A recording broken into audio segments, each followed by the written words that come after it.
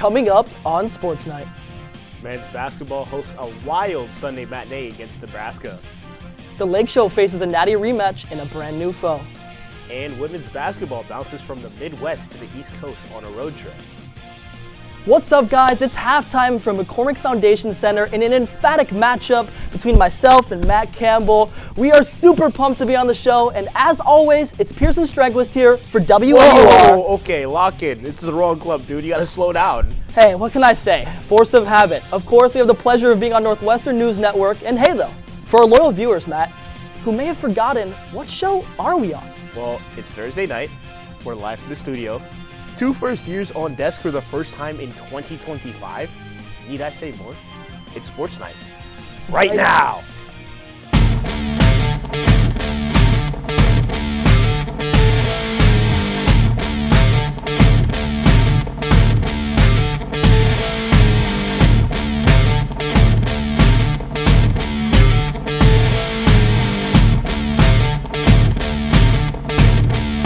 Welcome into Sports Night. I am and will always be Matt Campbell. And I am and have always been Pearson Strengwist. It's a pleasure to spend part of our Thursday evening bringing you all the best of Northwestern during crossover season. We are both so hyped to be here, so call me Tony the Tiger because we got a great show for you tonight, so let's get into it. Last week, a rough road trip out west awakened the Cats to an unfortunate Brooks Barnheiser and Jalen Leachless reality. Thus, the reins now fully in his hands, Nick Martinelli and co. look to right the ship back here in Evanston. On a 2-game losing streak, the Northwestern Wildcats welcomed the red-hot Nebraska Cornhuskers to the Welsh Ryan Arena. The Cats got off to a blazing start. Jordan Clayton passes to Matt Nicholson, who finds Justin Mullins with the ball, slams it in home for the first points of the game. Northwestern in still rolling. Wyndham's shot is off the mark, but Keenan Fitzmaurice hustles for the rebound, shakes Nebraska defenders, and gets the fadeaway hook shot to go. Northwestern leads 11-3. Just over 4 minutes remaining in the half, Wyndham finds Ty Berry in the corner, who drains a three-pointer in the break with a 15-point lead. Second half of action, and the Cornhuskers are not going down easy. Bryce Williams takes the shot from beyond the arc and gets it to fall, even though he's fouled. Cornhuskers down 43-30 2 minutes later. Nebraska on offense, and Nicholson comes up with the steal. He finds Ty Berry down the court, and Berry dunks and fires up the bench. Northwestern leads 50-32. The Cornhuskers cut the lead to 10. William dribbles around and finds Juwan Gary, who gets the hook shot to fall. Nebraska down 50-42, almost midway through the half. Nebraska down 2 now, and it's Juwan Gary again, driving to the paint and tying the game at 54. Under a minute remaining now, Cornhuskers up by 1. Braxton Mee gets to the ball in the paint and gets to the bucket to fall. Nebraska up by 3. Northwestern was not able to put some magic together as Nebraska's free throws at the end put the nail in the coffin. After the game, Coach Chris Collins talked about Northwestern's collapse. I think part of it is we get a little fatigued. I think that's just the nature of what we're dealing with right now. We got to play so hard, and our margin for error is so slim, that I think we do get a little bit tired, and then that's where you got to be mentally and physically tough enough to be able to push through those things. It's clear that Chris Collins and his trusty players thought long and hard going into tonight's game in Columbus. The Cats are currently leading Ohio State there 31-24 at the start of the second half. The main question now is whether they can avoid fading late as they did against Nebraska. May 26, 2024 is remembered as a painful day in the world of Northwestern lacrosse. A day that saw the Cats lose the NCAA National Championship to Boston College by a single goal. However, in a once-in-a-lifetime stroke of luck in non-conference scheduling, the stars aligned for a rematch of epic proportions. Now, saying this one was highly anticipated would be an understatement. It's a battle for the #1 spot. Come on, count me in, man. There we go. This one's a highly anticipated matchup. It's a battle for the #1 spot. Count me in. Of course I was there. I was expecting cinema, and we got it. Getting me started off is Molly Driscoll with the game's first goal. Boston College strikes first, and they strike often. And in the first, It's Clark to Colbert, say that 5 times fast, to give the Eagles a 3-point cushion. BC wasn't done just yet. Driscoll decides to run it back to cap off a 6-0 run for Boston College to start the game. Maddie Taylor says enough of that. She's going to muscle her way into the paint here to get the Cats on the board. Cue up the sideline dance party. They're having fun over there. And Northwestern would keep on dancing. After a couple goals were traded, Taylor would find Lacostio down low for her second goal of the season. NU goes into the half down by 4. 5 minutes into quarter number 3 sees Mia Mascone get in on the action. Her third goal of the season. Things looking a little bleak for the Cats, or are they? Because it became the Emerson Bowling show. She scored 3 of Northwestern's forward goals to keep them in it. That's the first one right there, and here's the second. Look at her screaming down the lane, then goes top right for the score. The Lake Show, bringing us some late game drama. The Eagles would add on one more around the 4-minute mark.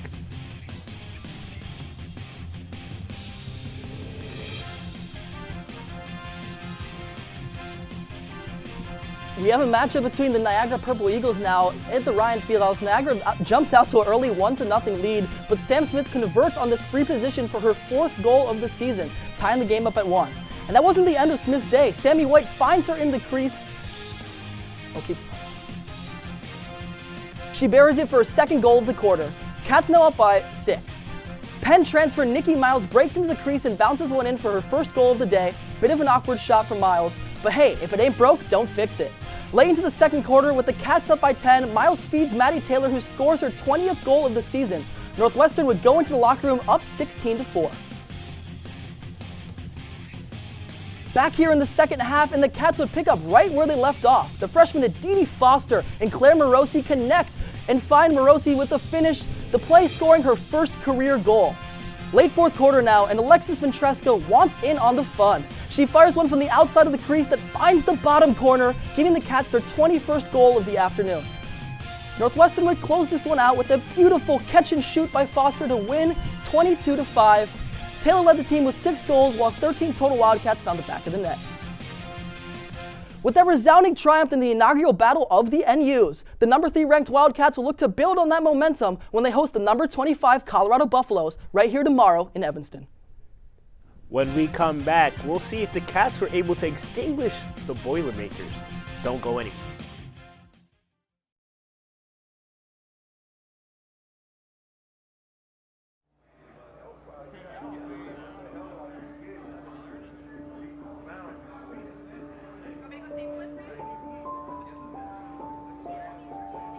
Trying to work my way out of the prison system was the most difficult challenge of my life. It only became tangible once I became a Northwestern student.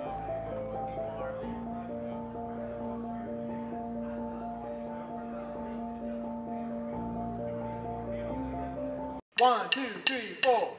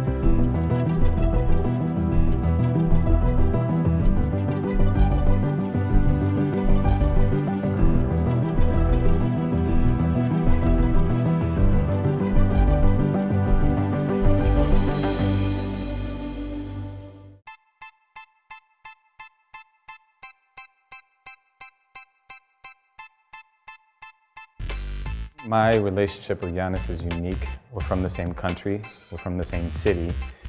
Being a Northwestern alum, I think, has tremendous advantages in the sports industry. To me, that community, it's been with me for 20 plus years.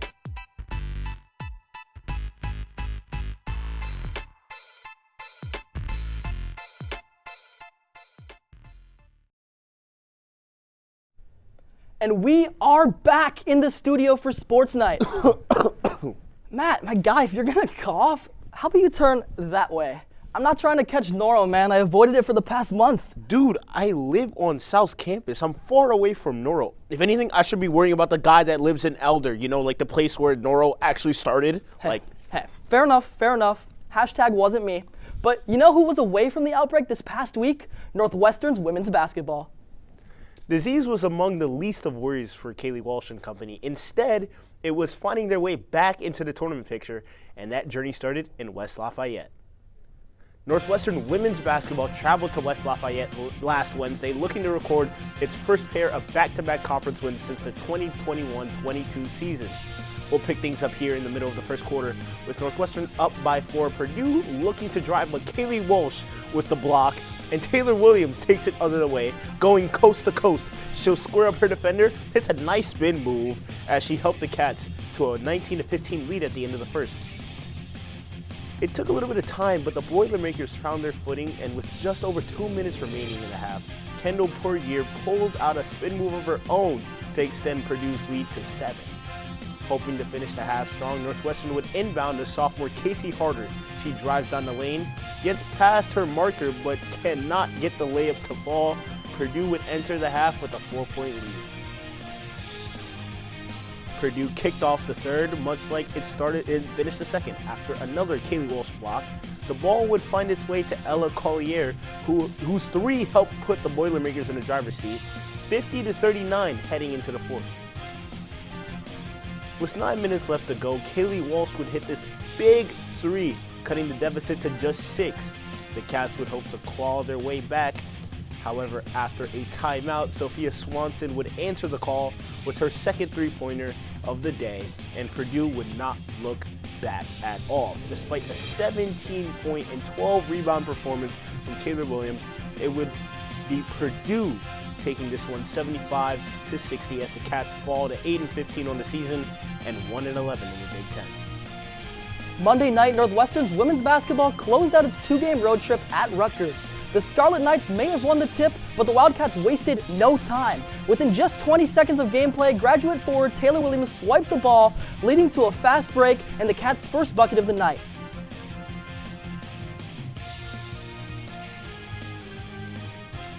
Northwestern came out firing with an 8-0 scoring run, and defensively, the Cats looked just as good. Look at that block by Kyla Jones. Northwestern controlled the game early, finishing the first quarter with 25 points. Looking to close the gap, Rutgers' Awa Spidway spins down the court for a fast break layup, bringing the crowd to life at Jersey Mike's Arena.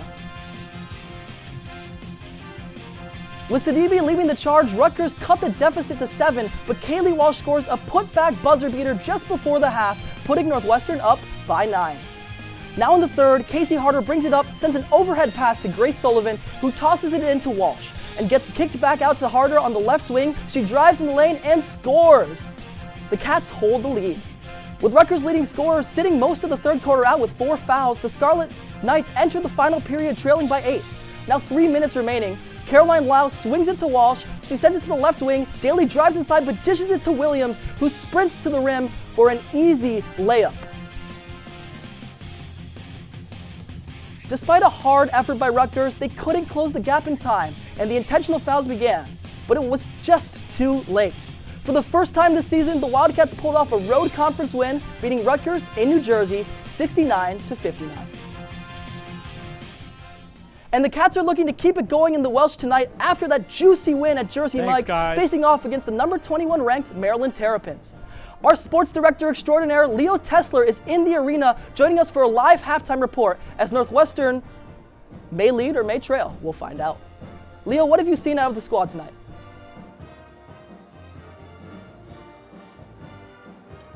Thanks, guys. I'm here at Welsh Ryan Arena, where we are about 6 minutes into the first quarter action of this game between the ranked Nebraska Cornhuskers, the Maryland Terrapins, and the Northwestern Wildcats. And this game is especially important for one big reason: the Big Ten tournament. Of course, Maryland once again. Maryland is ranked number 21 in the country right now, so they're pretty much a safe bet to land one of these top seeds in the conference tournament. But Northwestern, on the other hand, standing at about 15th place as of right before this game. So right on the bubble for Northwestern, meaning every game from this point forward matters. As you just saw in those last highlights, they beat Rutgers pretty decisively, 69-59, the final score. They had 4 starters in double digits. It's going to be a bit of a tougher task against Maryland again. Maryland's leading 10-8 as we hop out of timeout right here. But again, ranked matchup, one of the best teams in the country. Going to be a tough task for the Wildcats to repeat. Guys. Thanks, Leo. Should be an intriguing rest of the game. Of course, it's Maryland Terrapins, not Nebraska. We'll see if the Wildcats can pull off the upset. Love was in the air for the Cats on the mats as they had 2 matchups on tap this past weekend. Flashback to February 14th. No Valentine's Day? No problem. You got Northwestern wrestling on senior night, taking on Wisconsin at Welsh Ryan Arena. Let's run it.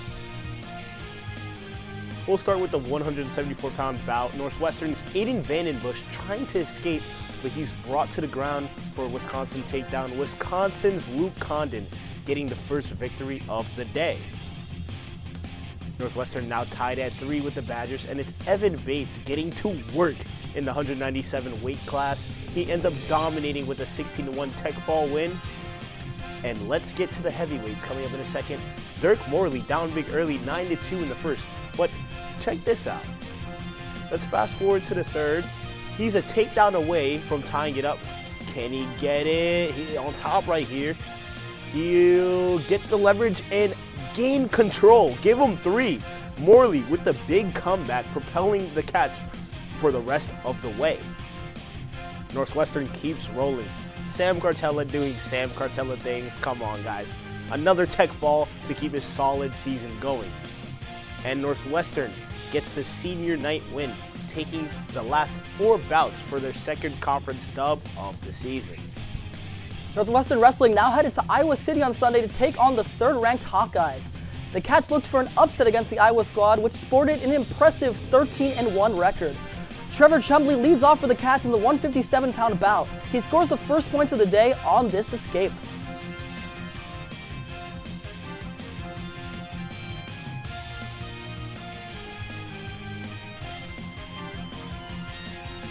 Miguel Estrada pulls off his own escape here to even the match 1-1. Tied through 3 periods, so they go to sudden death. Chumley hangs on to the score takedown. He wins the decision to put Northwestern up 3-0. Now, 18th-ranked Max Mayfield fighting against 2nd-ranked Michael Caliendo in the 165-pound bout. Caliendo backs him up, chases him out of the circle, and gets the takedown. He goes up by 9. Just a few seconds later, Mayfield loses his footing and Caliendo grabs another takedown. Mayfield ultimately loses by technical foul in the 2nd. And the slate does not get easier. At 197 pounds, 14th-ranked Evan Bates is even against top-ranked Stephen Buchanan. But it doesn't last. Buchanan plays the ring around the rosy with him to score the first period takedown. And from bad to worse. Now in the 3rd period, Bates is trying to stay alive, but Buchanan gets the 1 leg and gets 2 legs and then gets the takedown. Northwestern down 16. Last match of the day, 25th ranked Sam Cartella against 3rd ranked Kyle Parco. Parco controls Cartella's neck, mounts him, and scores the takedown. Parco would go on to win 9-2. Northwestern unfortunately drops the match 37-3 and falls to 4-7 on the year and 2-6 in the Big Ten. Despite Iowa proving to be a wrench in their plans of ending the regular season on a win streak, Northwestern looks forward to hosting the Big Ten Championship next month at Welsh Ryan Arena for the first time since 2011. Stay put. We got the Diamond Sports Scoop from this past week after these messages.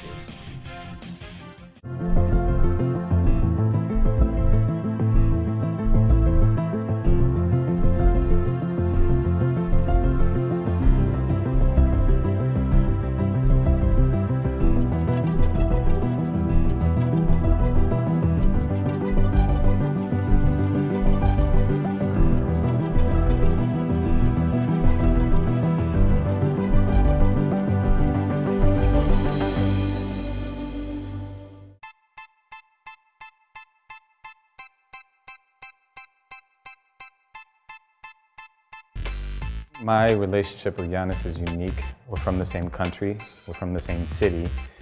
Being a Northwestern alum, I think, has tremendous advantages in the sports industry. To me, that community, it's been with me for 20 plus years.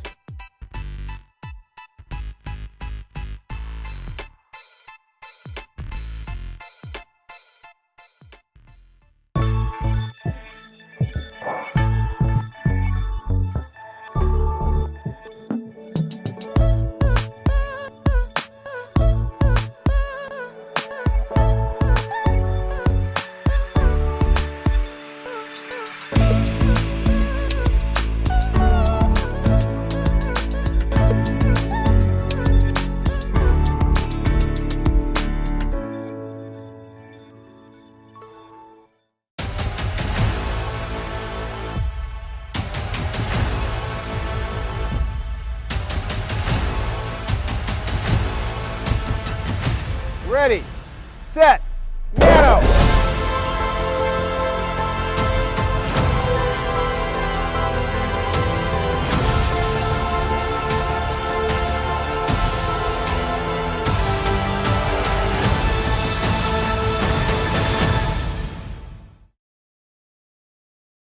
Welcome back to the studio. And Matt, since they gave us this airtime, hi Dad, hi Mom. All right, we got entrusted to be the first two first years on camera. That's how you come back. Dude, lock in. Come on, man.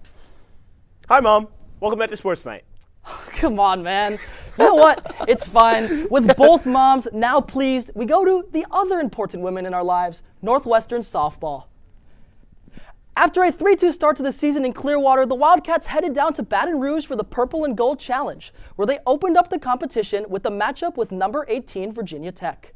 But Hokies hurler Emma Lemley was magnificent, pitching her second perfect game of the season to stonewall the Wildcats in a 3-0 loss. Later on Friday, Northwestern struggled against number 7 LSU. Tigers freshman pitcher Jaden Heavner struck out 12 batters as Northwestern trudged to a 7-1 loss. But the Bats broke out of their slump against UT Arlington on Saturday morning as 3-for-3 game from Grace Nieto with 2 RBIs and 2 more RBIs from Kaylee Avesado powered the Cats to a 6-1 win. Redshirt first-year pitcher Signe Dose picked up her first career win in her first career start, allowing just 1 run in 5 innings of work. But Saturday afternoon's game against the Tigers had Katie Drohan's squad back in the struggle bus as the Wildcats were run-ruled 8-0 in 5 innings. The Cats rebounded Sunday morning with an 11-3 win over UT Arlington once again in 5 innings. Thanks to putting up a 7 spot in the top of the 5th, this happened. Kansas Robinson broke out of her early season slump with a career-high 4 hits. Kaylee Avesado once again also added 3 more hits of her own right in the win as Riley Gruch-Leniak picked up her second win of the season, allowing just 1 earned run. The Wildcats look to bounce back from a disappointing trip to the Bayou this weekend at the Mary Nutter Classic. They'll take on Seattle, Utah, St. Mary's, and Cal in Cathedral City, California, starting tomorrow. Moving to the other diamond, baseball started their season this past weekend with a series at Long Beach State in California. Game 1, it didn't go Northwestern's way at all. Left-hander Crawford Wade surrendered 5 runs in the first 2 innings and was pulled with 2 outs in the third. The Wildcats got their first 2 runs of the game via a Bennett Markinson sac fly and a Tyler Gannis RBI single in the third, but a few innings later, an LBS dirtbag grand slam ballooned the score to 17-2, leading to a 19-6 final in a contest that was just never close. Game 2 was a different story, however. Trent Lyolis got his first start of the season and made it count, smashing a solo homer to right to put the Cats out in front. Sophomore Garrett Shearer dealt early, but gave up 2 runs in the fourth to give the Dirtbags the lead. Never fear, Tyler Gannis is here. 6-inning, 2-run knock for the grad student to drive in the go-ahead run. Then who else but a second Lyolis dinger to cap off a 6-2 win? Freshman Matt Kauser got on the bump in the Sunday rubber match as Northwestern looked to come with their first series win since 2008. The game was scoreless into the bottom of the third when Kauser surrendered a solo shot to Dylan Lena, but the Cats responded with a solo shot of their own in the 5th, this time off the bat of LSU transfer Ryan Kucherak. The game remained tied till the 7th when a Preston Knott sac fly and another Gannis 2 RBI single gave the bullpen a 4-1 lead. Grad transfers Blake McMillan and Sam Leboki shut the door, and the Cats have just won their first opening series victory since 2008. Northwestern men's tennis looked to snap a 5-game losing streak after facing tough competition. And they did just that. The Cats played a doubleheader against Illinois State and IU Indy on Saturday. Against the Redbirds, Northwestern took the number 1 and number 3 doubles matches to take an early lead. The momentum continued into the singles matches, where Sai Prakash Gali, Grayson Casey, Felix Nordby, Max Benson, and Chad Miller all won their matches, and the Wildcats swept Illinois State 7-0 in the early afternoon meet. Later that evening, the Wildcats took IU Indy, and they just destroyed them. It was almost a complete deja vu. The Cats dropped the first doubles match of the meet, but won number 1 and number 2 doubles matches. Northwestern finished all 6 matches, where Casey Nordby, Carter Pate, Benkinson, Miller, and Jackson Caldwell won their matches in straight sets to seal another 7-0 sweep. The Cats will take on Memphis on Friday before playing a doubleheader against Notre Dame and Chicago State on Sunday. Keeping it on the courts this Sunday, Northwestern women's tennis hosted two Midwest foes as UIC and Milwaukee traveled to Evanston for a doubleheader. In the morning match, the Cats cruised to a 5-2 victory over the Flames. Kylie Rabjohns was on fire, winning both her singles and doubles matches and only dropping 5 games across 3 sets played. Another star in the match, Erica Jessel. The first year was playing at the #1 singles match for the first time in her young career, but it didn't matter. She won in straight sets, and Sydney Pratt sealed the deal for the Cats at #2 singles. In the afternoon, light work for Northwestern. The Cats swept the Panthers 7-0. Pratt was cooking yet again, winning at #2 singles 6-0, 6-0. Straight sets. It was a Sunday of accolades for NU as well. With the 2 wins, head coach Claire Pollard became only the 9th coach ever to reach 600 wins as head coach. Remarkable for Pollard, who has been in Evanston since 1999. Also, following her 3 wins, Erica Jessel was named Big Ten Freshman of the Week. Overall, an incredible Sunday for Northwestern as they prepare to take on Vanderbilt at home on Friday at 4 p.m. To continue our crossover season coverage ahead of tomorrow's 3-sport triple-header, SportsNight's very own Braden Olson has the scoop on the spring sports newcomers that Cats fans should look out for. Over to you, Braden. It may be hard to believe considering the glacial temperatures outside, but spring sports are fully underway here in Evanston. NU lost a lot of big names this offseason, including Izzy Skane and Hannah Cady, but there's plenty to look forward to with a new crop of Wildcats looking to cement their names in Northwestern history. Let's take a look at some of the newcomers poised to make an impact this spring. We'll start off with the Lake Show, looking to return glory to Evanston after just barely losing to Boston College in last year's title game. After losing stalwart goalkeeper Molly LaLiberty, the team went out and picked up one of the best in the business, that being Delaney Schweitzer. The Syracuse transfer played a crucial role in the Orange's back-to-back Final Four runs over the past 2 years, and she's earned a plethora of awards to show for it, including IWLCA Goalie of the Year in 2023. With Schweitzer guarding the net, Northwestern has a proven option with plenty of big-time experience. The Cats also recruited midfielder Hannah Rudolph to Evanston. Now, Rudolph was the 10th best recruit in the class of 2024, and in her young career, the Maryland native has already scored 2 goals against both Canisius and Niagara. The Cats should be in a fantastic spot for years to come with a player of Rudolph's pedigree in the midfield. Now, much of the talk for baseball has been about quarterback Jack Lausch making his return to the diamond. But today, I want to focus on 2 arms who could completely revitalize a Northwestern pitching staff that ranked dead last in the Big Ten in ERA last year. Crawford Wade is perhaps Greenspan's most impressive addition on the pitching side. The graduate student transfer from Wake Forest comes with a wealth of experience, including recording a 3.13 ERA and 31.2 innings pitched in 2022. Now, the Southpaw does have a bit of an injury history, having had to medically redshirt in 2023 after just 3 innings. But provided he can stay healthy, he should shape up to be a top-of-the-line rotation for the Cats. Now, alongside him is Matthew Kauser, who was a highly touted prospect out of high school as the number 14 ranked player in New Jersey by perfect game. The 6'5 righty shone in his collegiate debut last Sunday against Long Beach State. He allowed just 2 hits and 1 run in 6 innings in an effort that earned him Big Ten Freshman of the Week honors. If Greenspan can continue to get that kind of production out of his freshman pitcher, the top of the rotation is set for a major bounce back. We now turn to softball, which has begun its quest back to the top of the Big Ten. Now, one of the most exciting additions for the Cats is freshman Kaylee Avasado over here, who was ranked the 9th overall player in the 2024 class by Extra Innings Softball. Through 10 games, the infielder from Virginia has lived up to all the hype and then some. She's currently batting .455 with an absurd 1.107 OPS while playing some of the top teams in the country, including LSU, Duke, and Tennessee. If Avasado sustains that level of play, the Cats have themselves a star in the making. Another name to watch is Emma Blay. The California pitcher was ranked 21st in her class by Extra Innings Softball, which makes complete sense considering she posted a 1.24 ERA as a sophomore. Blay recently made her collegiate debut, recording her first career strikeout against number 5 Tennessee. As the season continues, look for Kate Drohan to turn to Blay as a potential option outside of her Big 3 pitchers. Finally, we'll take a look at women's tennis, headlined by a pair of standout freshmen. Mika Dagen-Fruchtman has hit the ground running in Evanston following a triumphant high school career in Israel, where she won 3 national titles in 4 years. Dagen-Fruchtman has been thriving in collegiate play, kicking off spring with a win against Butler at the number 1 singles spot. Meanwhile, Erica Jessel right here has been making a name for herself this year. The freshman from Texas was ranked the 57th best recruit in the nation, and she's demonstrated just why that is since arriving in Evanston. Jessel went 3-0 this past weekend at the #1 spot in Northwestern's lineup, which earned her Big Ten Freshman of the Week. With Dagen Fruchtman and Jessel injecting life into the team, women's tennis is poised for some big-time performances over the next few years. As you can see, there's no shortage of exciting athletes to watch over the next few months as spring sports get going, and I'm expecting big things from Northwestern's newcomers. Back to you guys. Appreciate the insight, Braden. It really seems like we're due to see some great Northwestern seasons this spring with an excellent new supporting cast to match. And here's how you can catch the Cats this weekend. Women's swimming attempts to reign the Midwest as they compete in the Big Ten Championships this weekend.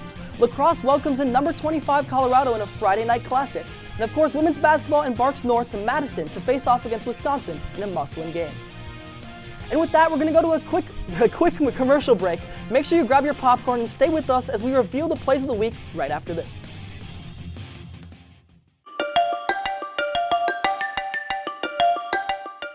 I'm Kelly McEvers, founding host of the NPR podcast Embedded. I'm James Edwards, host of the Unresolved podcast from Frontline.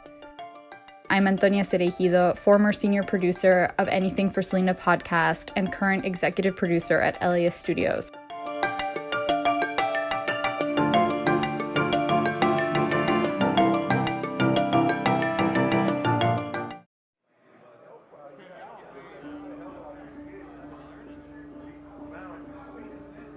My narrative, since I've been locked up and kind of made my transition, has been like redemption, accountability. When I come into the classroom environment, every individual that sits amongst me takes education seriously.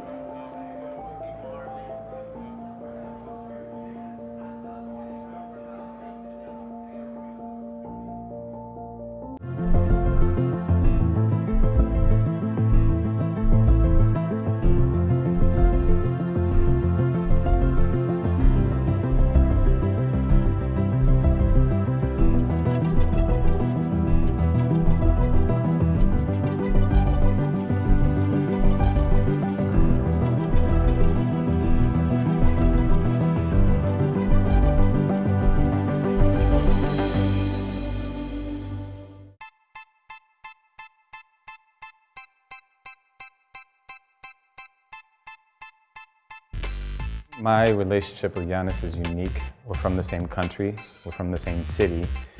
Being a Northwestern alum, I think, has tremendous advantages in the sports industry. To me, that community, it's been with me for 20 plus years.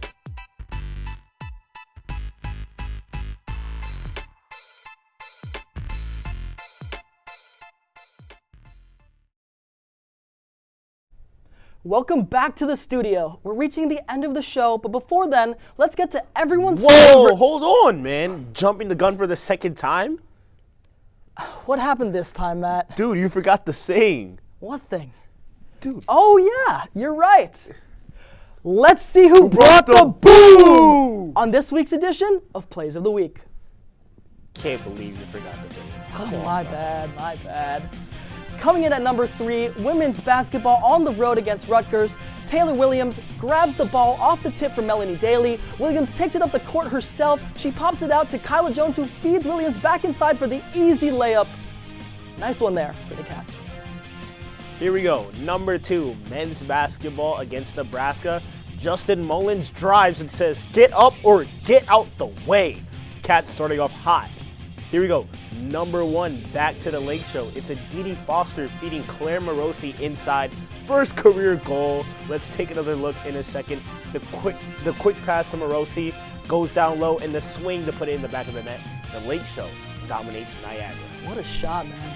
Those are really some electric picks, Matt. I mean, it's always good to see some Wildcat magic. And now, it's sad to say, but that's it for tonight. Really?